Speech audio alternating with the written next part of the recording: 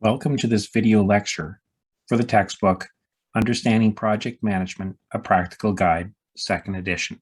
This is Chapter 5, Schedule Planning. So, as a review, the project life cycle is displayed, and we are now in Chapter 5, Schedule Planning, which takes place during the planning phase. Our agenda for today is threefold. First of all is to determine the activities of the project. That's the first step in schedule planning. Then we ask the question, when will the activities be performed? And we put them in order. And finally, we're going to do an overview of critical path analysis. Okay, first up, what are the activities of the project? That's the first thing you have to ask yourself is, okay, what are all the things that we're going to be doing? Scheduling is about the actions or tasks or activities of the project.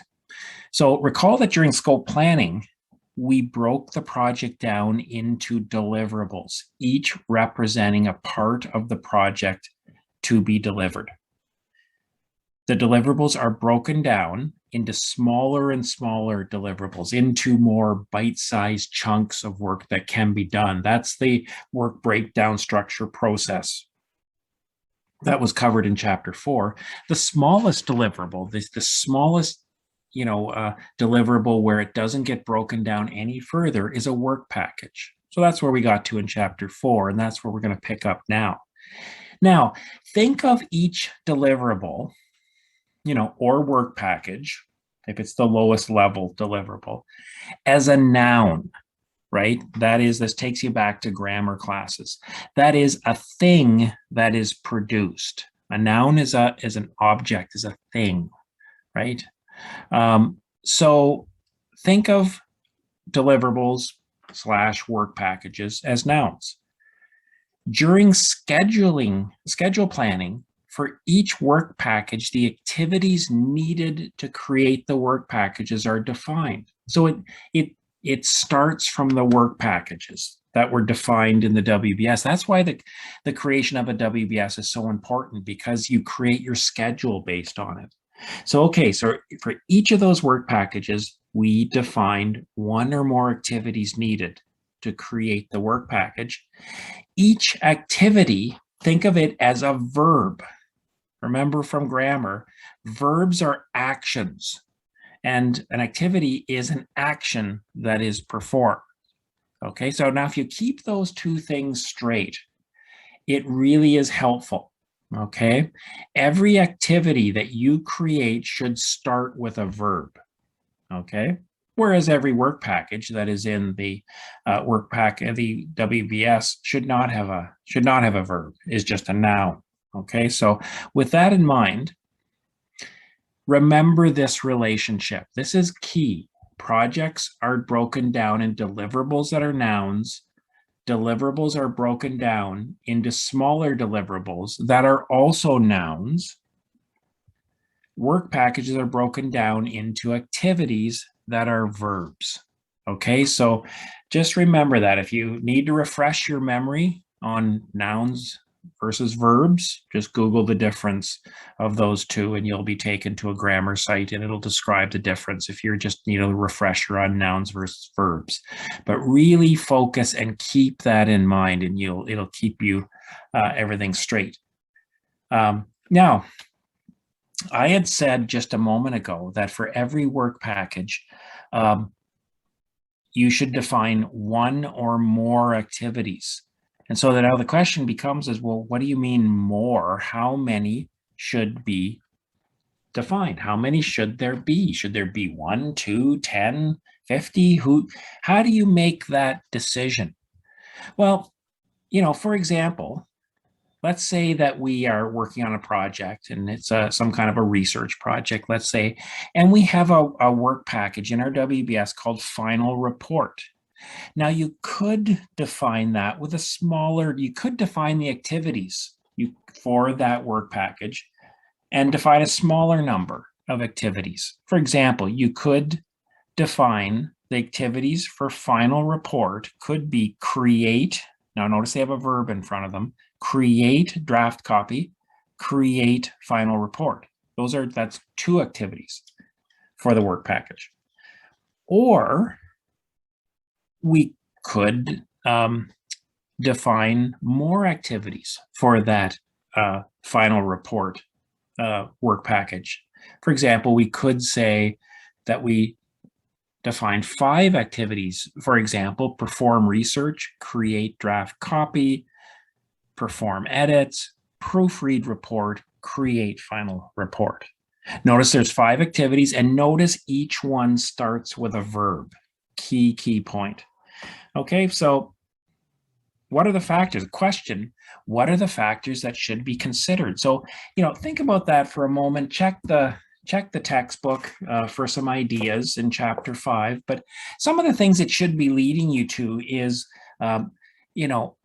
the complexity of the work package, the amount of work and the complexity of the work leads you to either more or less activities. For example, a very simple work package, very kind of trivial amount of work and complexity, probably, a small number of activities, 1 or 2.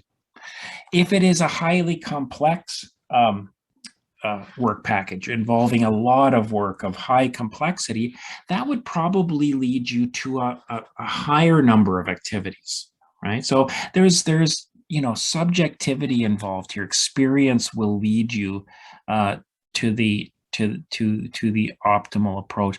It's also you generally tend to not have activities that are really long in duration, right? You don't want activities that are 4 weeks long, right? Because it's too hard to manage, and it's difficult to be able to measure progress of that, to know where you are. On the other hand, you don't want activities that are like 2 minutes long, because then you'll have so many of them, you'll have hundreds of them, and it becomes overwhelming. So there's a right sizing that takes place. But again, I encourage you to read this section in the textbook. So in chapter 5, check that area.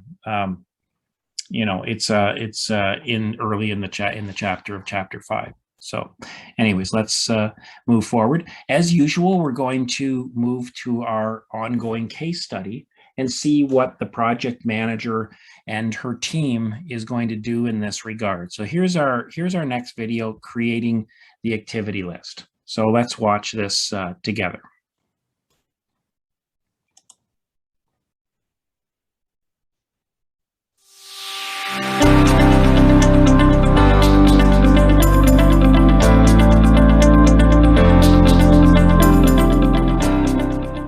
It's Monday morning and Sophie arrives early to the office, coffee in hand, ready to continue with the planning of the project. To refresh her memory, she reads through the draft WBS and project scope statement that she and Fatijat created last week. Sophie takes a simple approach to get started. First, she considers the list of work packages that have been documented. Next, she writes each work package on a separate blank piece of paper. She titles another document Project Management to reflect on the work necessary to manage this project. Then she brainstorms about each work package and begins to list its required activities. This helps her compartmentalize the work required to get each work package and the project management done.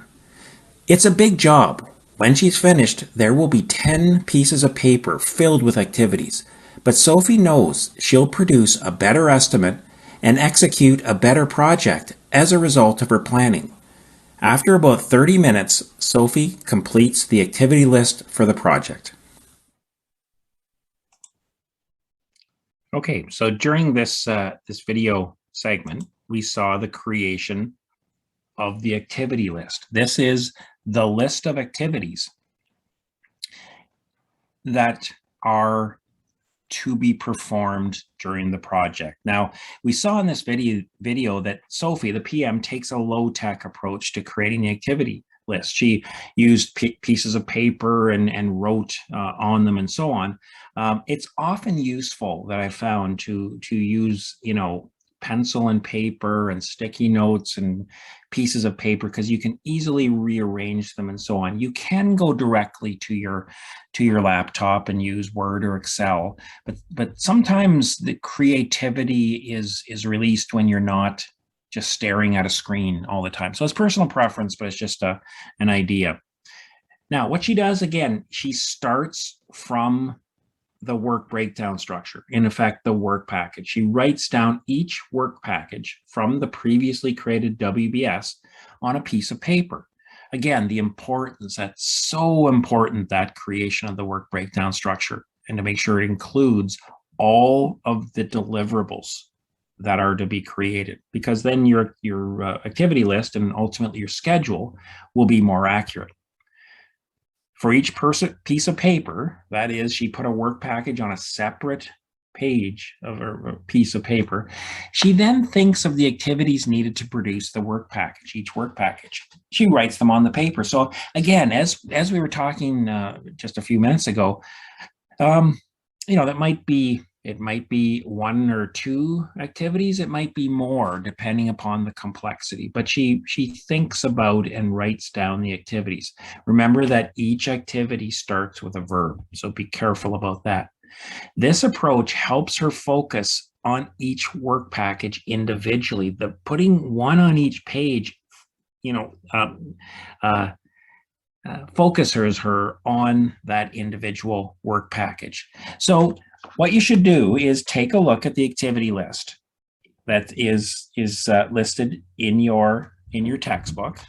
For example, it first appears in a document form on page 63. So have a look in the textbook. You can see the completed activity list. Now, some of the things to be aware of with an activity list, it's just a list of activities. It doesn't suggest the order that they're done is. It's a unordered list of things. Sometimes when people are creating an activity list, they'll list the early things first and the later things later, but that is not required. An activity list is in effect random, not random, but it is grouped by deliverable. So it's certainly not in any order. It does not show the order that they're done in. So that's something to keep in mind. Okay, next thing you need to do, or that is done, is estimating the activity duration. That is how long each activity is going to, you're estimating it that it will take from start to finish, right? So, what's the start time, the start date and time, what's the end date and time, the elapsed time for each activity. So this can be difficult. Determining how long something is going to take is challenging. And so that's something that you should think about is the approach or the time that will be taken in order to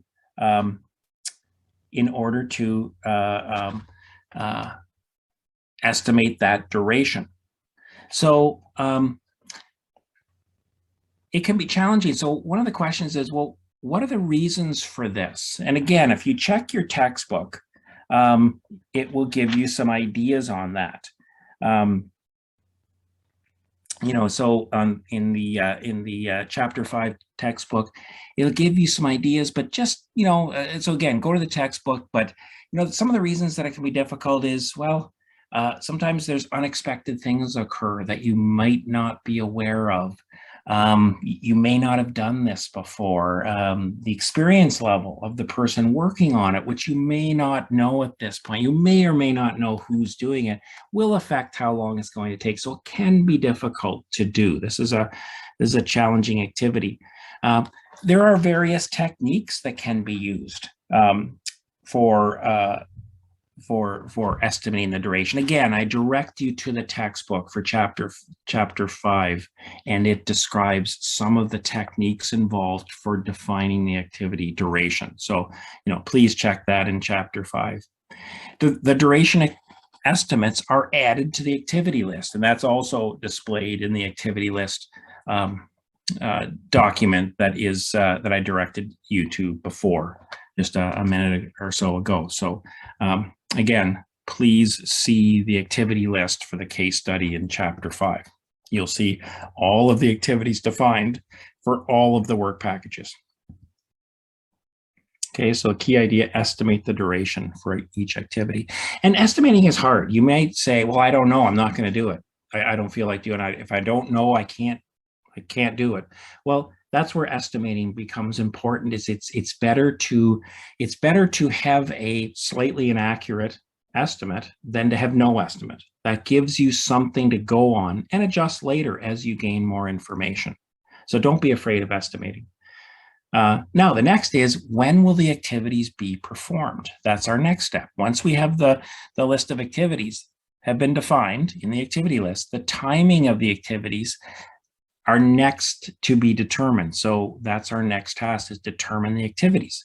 Now, the timing of activities can be or is based on one of two factors or situations. One is the timing may be determined by the required sequence of the work involved. Oftentimes with activities, you need to do, activity A before you can do activity B. You can't do B before A because it needs A done. It's dependent on A being completed. Well, that affects the timing of B, because you can't do it right away. You have to wait. And then there might be an activity C that has to wait for B, and that pushes it further into the future. So the dependencies between activities, the order that things need to be done in, affects the timing of when they're performed. So that's one factor that you need to consider. The other thing is that there's certain activities that need to be done on a certain date. They are date dependent. No, they're not dependent upon other activities. They're dependent on a date. So they're date constrained. For example, if you have a client meeting that, clients are booked, they're flying in, and it is on a certain date, say September 30th. Well, that is dependent upon the activity needs to be scheduled on, hold the meeting, let's say, run the meeting, needs to be on September 30th, because that's the date that it needs to be, right? So there are certain activities that are date driven rather than dependency to activity dependency driven. So it's these combination of these two is what allows you to determine when activities are expected to be completed, and that's what a schedule is a list of those. Okay, so let's go back to our case study video, and we'll look at the next installment. So we'll now see Sophie and her team determining when the activities will be performed.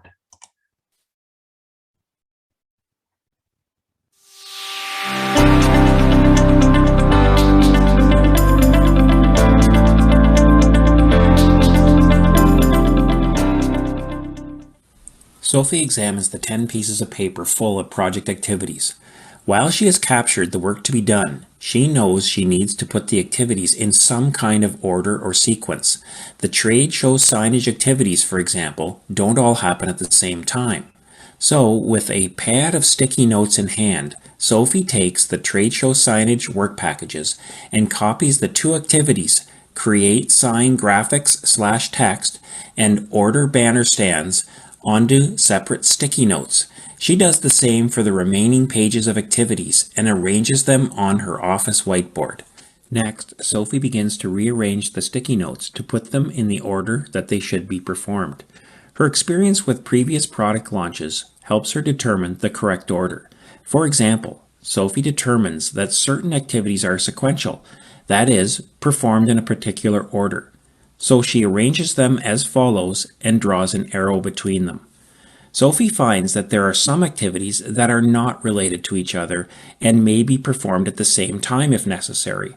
For example, the Create SM strategy and develop video concept activities do not need to be performed in any particular order. For these activities, an arrow is not drawn between them on the whiteboard. As Sophie arranges the sticky notes on the whiteboard, the timeline of the project is becoming clear.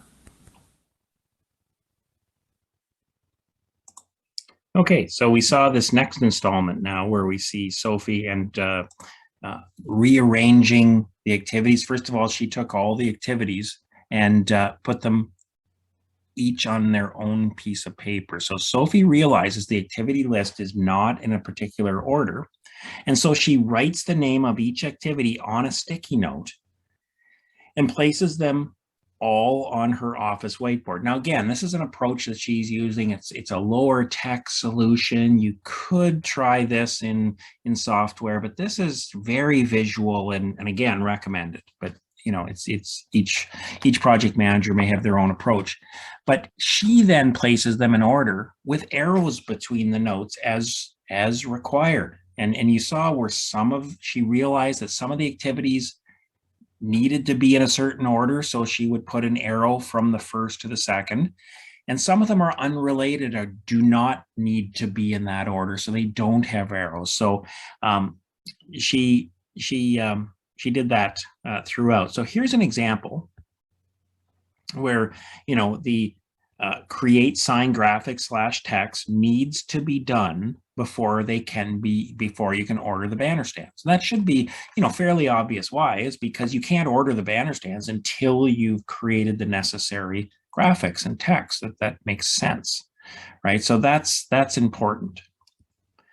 Now, here is the result of all of her work is that this is what her whiteboard would have looked like. So I know there's a lot of sticky notes on this whiteboard right now, but if you start in the top left, you can see it starts with initiate the project, right? Which is a 3-day. You can see the duration, the estimated duration.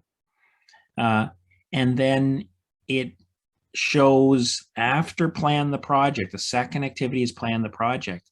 And then you can see that big row of column, of sticky notes starting with create sign graphics / text, and at the very bottom is develop video concepts. Those are all of the activities that are independent of each other, can be done theoretically simultaneously. And then you can see as you move to the right, you can see the arrows of, after create sign graphics / text, we can order the banner stands. After you've created the holographic cards, you can order the cards, and so on. You can see at the very bottom, the longest stretch is develop video concept, then develop storyboard and script, then film the video, then edit the video. All of the arrows end up with close the project, where when all of the activities are complete, you can close the project, and that's signified on this diagram. This diagram itself is a special type of schedule. It's called the network diagram or a network diagram. A network diagram is a useful tool for displaying the sequence of activities. Each activity is represented by a rectangle, and each arrow represents a dependency between the two activities. With the key idea being create a network diagram that demonstrates the dependencies between activities. So a network diagram can be a useful way of very visually seeing the order of your activities, the required order of your activities in your project. So let's move on now to the next stage of schedule development, which is adding human resources to the schedule. So let's see what Sophie and her team gets up to at this point. So we'll just watch this next installment.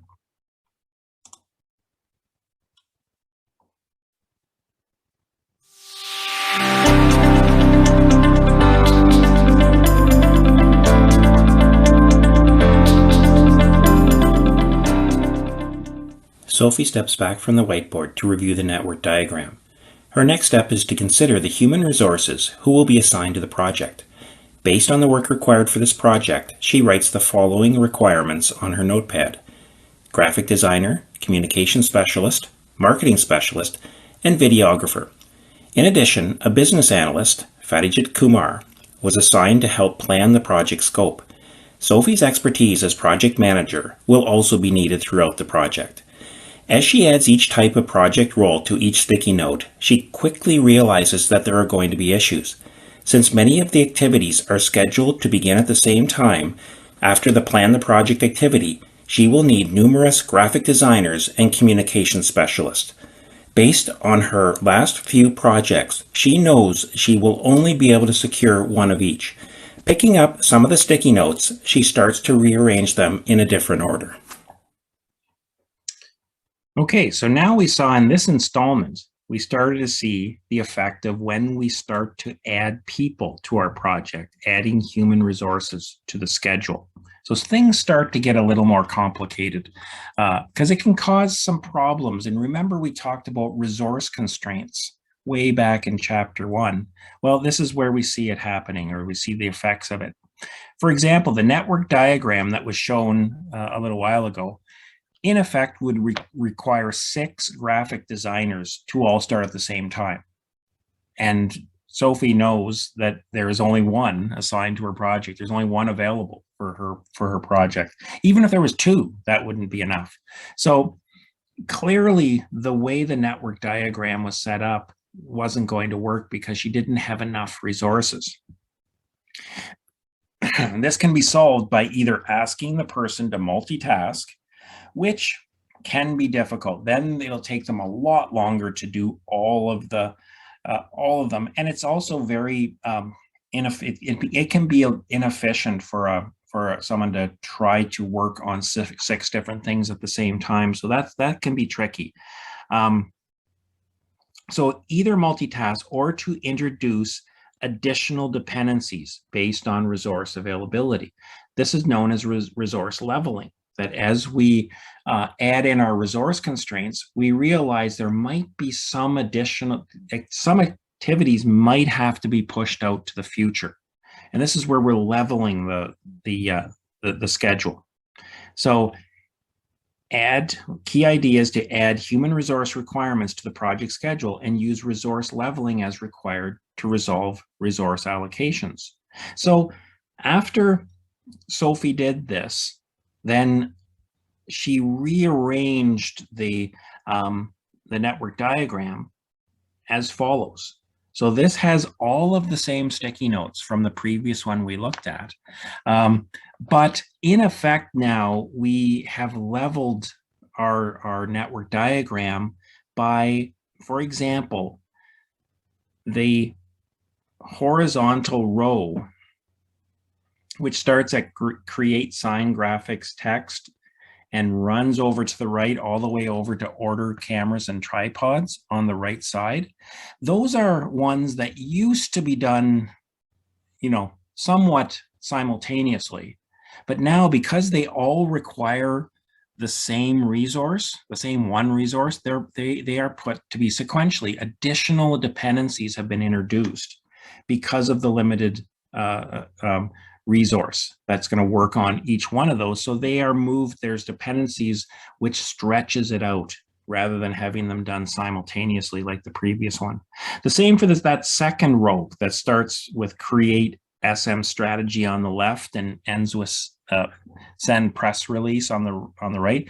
That's also another resource that's going to do all of those, and that stretches out as well. So here we have a case where we've now adjusted our network diagram to reflect the resources that we have, and so that we're not overwhelming our resources early and providing impossible things for them to do. So this is a good use of adjusting the schedule according to the resources.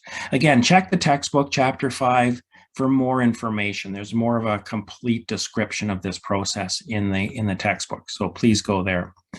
Okay, more on the project schedule. Now, in addition to the network diagram, there are many different types of project schedules that may be used. In fact, a network diagram is good for demonstration purposes. It nicely displays dependencies, but it's not particularly easy to update during a project. So it's generally not maintained as the primary way of maintaining a schedule. There are other ways. Now, there is no one way to create a schedule. The amount of detail and complexity required in a schedule depends on the characteristics of the project. So there are many different types of schedules that, some that are fairly low tech or low amount of detail, and some that are highly detailed. And it really depends on the type of project. The three main types, in addition to the network diagram, the three additional types to be discussed are milestone-based schedules, activity-based schedules, and dependency-based schedules. So we're just going to look at each of those individually. The milestone-based schedule is the simplest type of schedule. It's based on major key points, milestones in the project. Milestones are key checkpoints. They were referenced in the project charter, but they are key events that are going to occur. So it might be, the end of planning. It might be when we have our first draft of our video, and so on. It might be the end of planning and so on. So there's key milestones that are defined and tracked, but we're not including all of our activities. We're staying sort of at a high level, and that's a milestone-based schedule. You can see an example of a milestone-based schedule for the case study in Chapter 5. So have a look there to see what it looks like. Now the next step, sort of increasing complexity of schedules, an activity-based schedule. So in this case, we're going beyond the milestones and listing all of the activities. And for each activity, we list the name of the activity, the duration, which we estimated previously, the start date and the end date of the activity. And we list that in a spreadsheet, in a document like this, which could be a Word or it could be an Excel. And we list all of them, during the project. So all of the activities in the activity list with their names, durations, start and end dates. So we can track each activity in the project. Many projects use an activity-based schedule. Okay, you can see the activity-based schedule for the case study in the textbook, Chapter 5. Now, finally, the most complex, the most elaborate schedule is a dependency-based schedule, which is also known as a Gantt chart. This is an activity-based schedule, but also showing dependencies as well between activities. Right, so the dependencies are shown with arrows between them. You can see on the right side of the Gantt chart where there's bars that show, you can see that there are arrows from one activity to another. That indicates dependencies that are between them. So a dependency-based schedule has all of the activities defined, plus it displays the defined dependencies. So it's sort of the ultimate in terms of the amount of detail.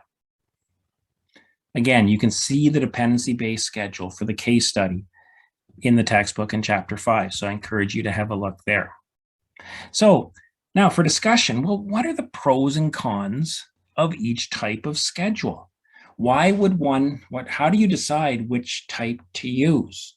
Now, again, I encourage you to, Chapter 5 discusses this in detail, but why would you use a network diagram versus a milestone-based schedule versus an activity-based schedule versus a dependency-based schedule? So those are some key things. So again, I encourage you to go to the textbook, some ideas, network diagrams, if you really want to display it for a presentation, if you want to show the schedule to a team. It's good for early planning, but it's really not so hot for ongoing, it's not useful as an ongoing way of tracking the schedule. Milestone-based schedules are pretty good for very simple, straightforward projects that you've done over and over, and they are fairly low risk. A milestone-based schedule can be useful. Activity-based schedule is, maybe more complex.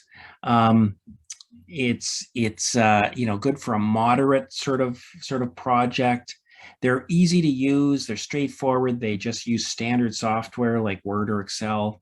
And everybody, people understand them.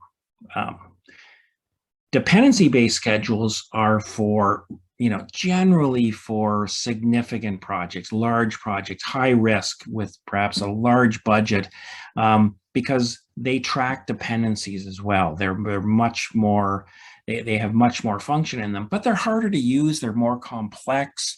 They usually require specialized software such as MS Project or other software tools. So they have overhead associated with them. So everyone has their pros and cons. Again, I encourage you to read more in chapter 5 regarding the exact details of this. So key idea, there are many different formats of schedule. There's no one size fits all for scheduling. So that's something that a decision that a project manager should make. Okay, a little bit more about dependencies. There are dependency types.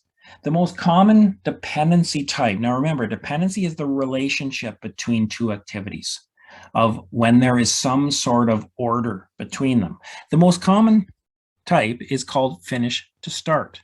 And what it means is that when activity A finishes, activity B may start. That is very common. That's sequential, right? You do the first thing, then you do the second thing. That's finish to start. There is start to start. That's a little less common, and that's saying when activity C starts, you can also start activity D in this case. So when one activity starts, the other activity may start. Now they may end at different times, but they start together. That's a little less common. And then there is finish to finish, which is kind of the opposite of start to start. It's that the activities must finish together. Okay, they may start at different times, but they must finish, together. So that is less common, but is a certain type of dependency. Now, again, more detail in the textbook. Read up on these in more detail for examples and so on. There's examples given in the text and so on. So this is fairly brief what I've just talked about, but take a look there. So there are 4 dependency types: finish to start, start to start, finish to finish.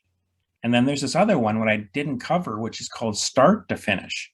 Start to finish dependency types are very rare and are not covered in detail in this course. They're really unusual, so they're not covered just because most projects would never use them. Anyways, it's the first 3 that are the most common, and of the 3, remember, finish to start are by far the majority. Are finish to start. Okay. In addition, we have these things called dependency leads and lags, just to make things a little more complex. A lead is, think of it as an overlap that will occur when there is a dependency.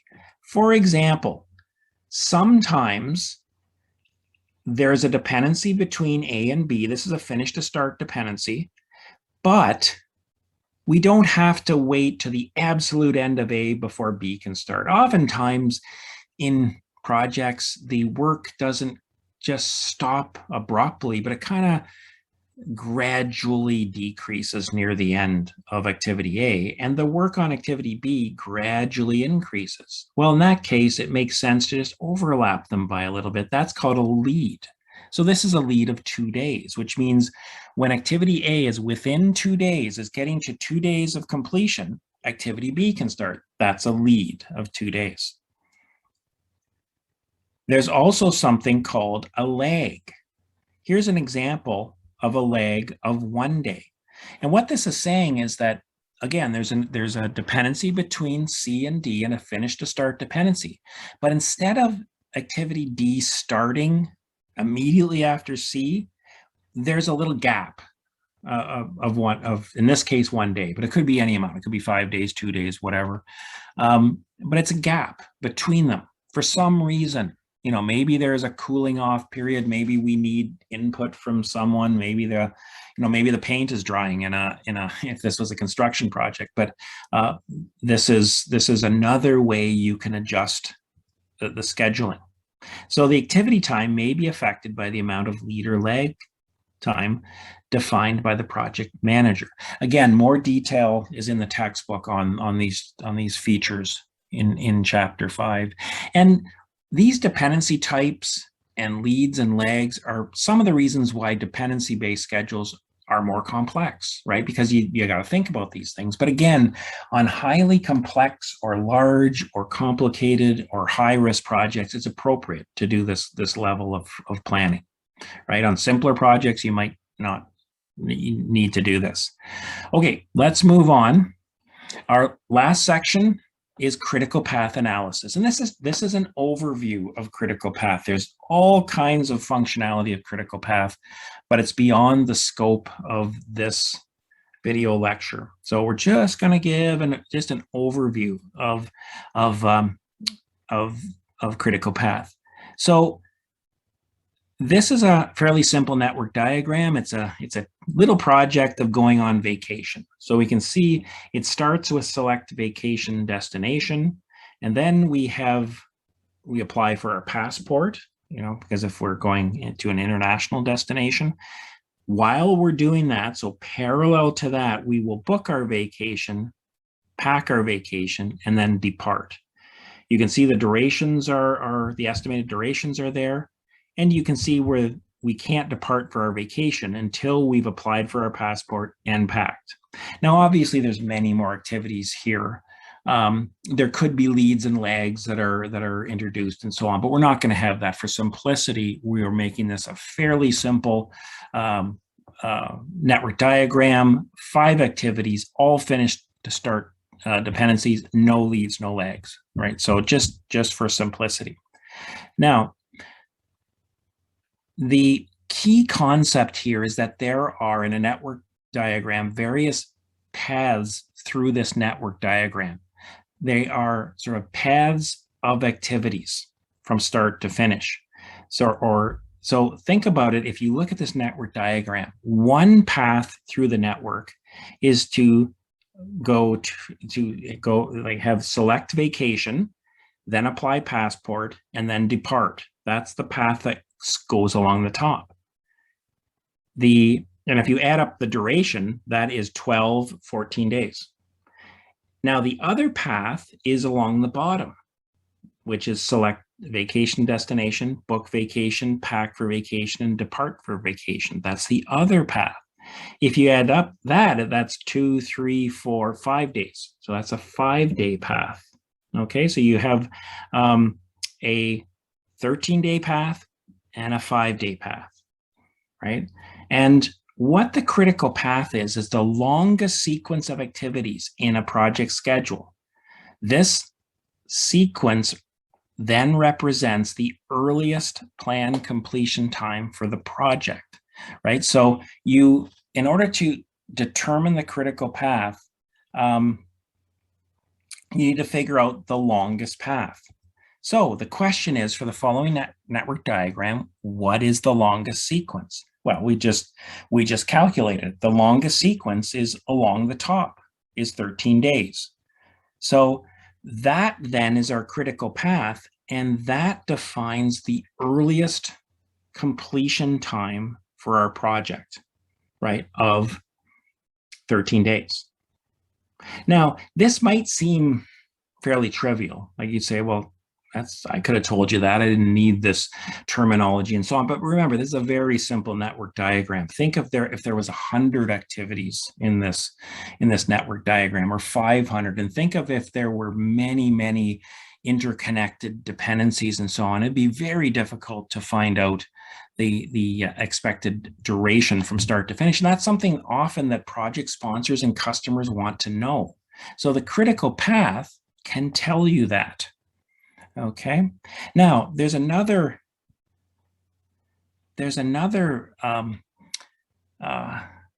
feature or characteristic that we want to talk about, which is calculating the total float.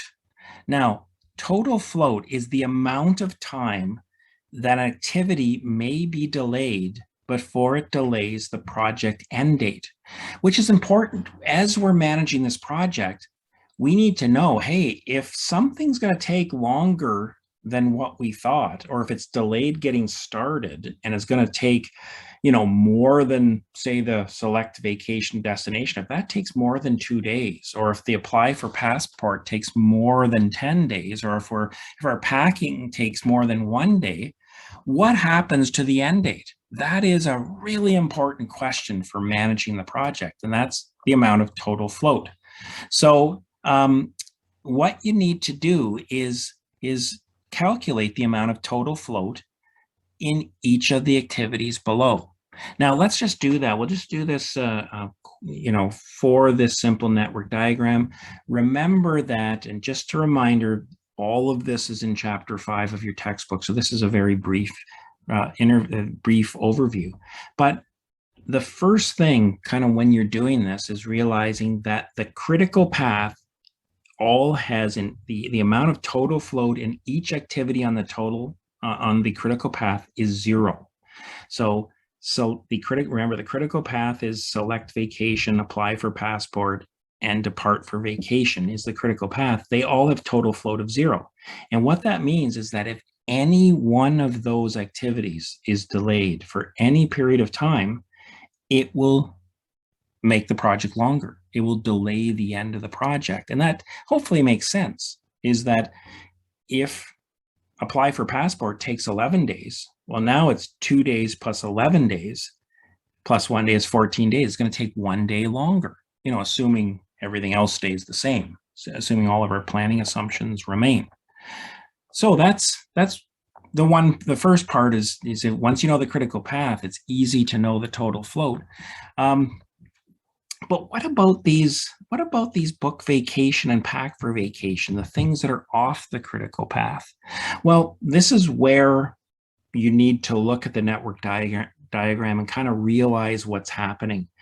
And this is the intuitive view of it. So if we look at this network diagram, we can see that after select vacation destination, while apply for passport is taking place along the top, that's the critical path, there are 2 days, 2-day duration of that for those two activities below, book vacation and pack for vacation, as 2 days. Well, that means during those 10 days, there's 2 days of duration. That means there's 8 days left over. Well, that's the amount of total float that is contained in each of those activities. So either one of those activities could be delayed by up to 8 days without affecting the end date of the project. Now, it doesn't mean they can both be more than 8 days. It's a shared 8 days between them. So for example, you could have book vacations being delayed by 5 days, and then pack for vacation could be delayed by 3 days, and we'd still finish the project in the 13 days, right? But that's something that allows you to understand whether an activity can be delayed. Okay, now the question becomes, well, why is this important? Why do we need to know the critical path? Why do we need to know total float? Well, this is something that often happens during projects, is that you need to make decisions of, well, first of all, critical path tells you how long the project is planned to be complete, so that's good. But during the project, there are times when you need to delay certain tasks. Maybe there's problems, maybe there's resources that are not available, and you need to make these decisions like, should we delay apply for passport, or should we delay pack for vacation? Which should we do? And if you didn't know the critical path and you didn't know the total float, you might make the wrong choice. You might delay your passport, not knowing you have extra 8 days for the pack for vacation. So delay that one. You can take more time. You could sort of, put it up, just, have it delayed for a couple of days or whatever, and with no effect on your end or your end date for your project. So it allows you to make more intelligent decisions. So that is something that is useful. Okay, so here is the network diagram for the overall case study project. Okay, so the question becomes then in this case, what is the critical path for this case study project? Now, I'm not going to go through this in this video. Again, I really recommend the textbook shows you the calculation of the critical path. So I'll direct you to the textbook on this one. You can take pause this video now and take a try, but check your answer to the textbook. The same thing is, what is the total float for each activity? That's something that the textbook will give you that information. So again, I'd suggest trying it out, but check your answer in the text.